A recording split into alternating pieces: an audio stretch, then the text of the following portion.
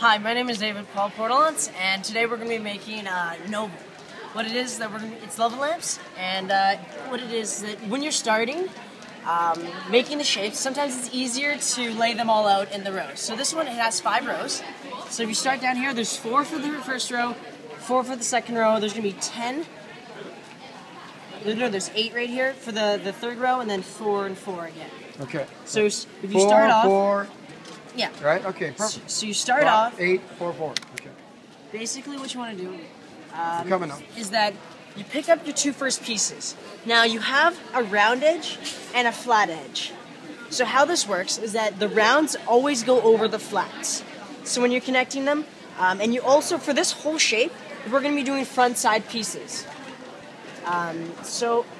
Basically what it means is that the front side piece, when you look at a piece, it's going to be angling towards the right top corner. It's like an italic eye. Yeah, exactly. If you flip the piece, this is considered a back piece. So you always want to be building your shape from the outside.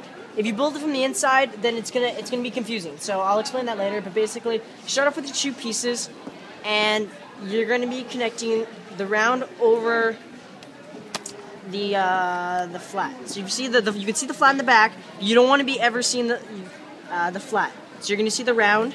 Now for the next piece, we're going to be going counterclockwise, and this is your central point. So you always connect to that piece first, and this is still a front piece.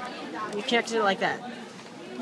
So similar to the sphere, you just continue in the same motion. So just like that. If I take the piece off, you connect to the middle part first, and then reconnect this piece. So this is the round going over the flat, and you can see in the middle there is no flat pieces. And then now, for this, because it's only 4, you just close it off. Okay. So this is what it looks like. Exactly. And so now the next piece, you just because I have a flat piece here. I'm going to be going behind the round here, but over this flat here. So you just connect it. There's sort of a check mark form, and you just sort of connect it like that. And it's still a front piece. You connect it. It looks like that. And you're going to be doing that, repeating the same step another 4 times, or 3 times. So same thing, right? Yeah, my daughter wants one. And then... So pretty fascinating, right? Fascinating, right? They are pretty. Okay. And so now, so you just continue with the same motion. Bring it back. This is what it looks like. Connect from the top of the check mark. Bring it down. You want this purple piece right here to be bending as you're bringing it in, and then hook it, and then connect the top piece. So now you can see that I've already put together 8 pieces, and I'm doing it to simplify it in rows of colors. So right now you can see it's going to be all purple for the first row, it's all orange for the second row. So you can notice that if you do it in 2 different colors, it's easier to start off. Okay. So now for the third row, if you look down here, there's 8 pieces. We got 4 purples, 4 oranges. For this one, for the 8 pieces, you're only going to be connecting 2 for the first piece. So if I pick up my first purple, I have my round. I'm only connecting 2 sides. So you have my flat here. So I'm connecting. I like to connect to the one that has the most pieces first because it's easier that way. Because that way, this is the harder one. So if you get rid of this one first, you connect that one first, then the second one, connecting to one piece is easier. So you just do it like that. Now I'm going to be doing all my verticals first. It's going vertical, horizontal, where the flat's going behind it. And then you're going vertical, horizontal, vertical. So basically, now I like to do all my verticals first. So another flat, connect it like that, flip, turn it.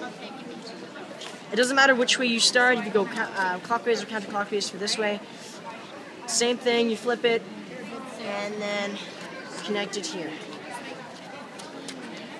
So now you can see here that I have my 4 verticals up. Now I want to be putting my horizontals. I'm putting them orange. My orange are going to be horizontals. So right here, you can actually see the 4 corners I'm going to be connecting to. So connect here. It's going behind this round, but over these 2 purples. Because the round part of my orange has to go over it. So you can see that. It goes over, it's going behind the orange here, but in front of this purple. And then you just connect the pieces like that. So you just turn it, same thing, connect it, just like that. So you just repeat that another 4 times, going behind it, connect it at the top, connect it at the top, turn it, and then you have one more horizontal. So you just finish it up like this.